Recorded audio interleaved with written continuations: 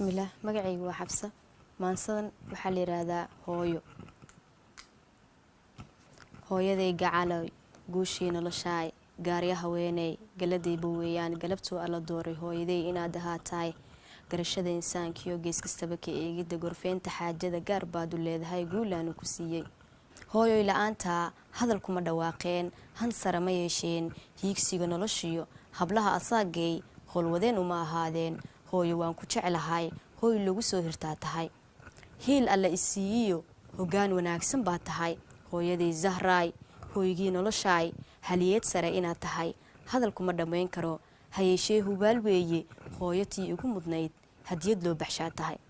hooyo waan ku jecelahay hooy lagu soo hirtaa tahay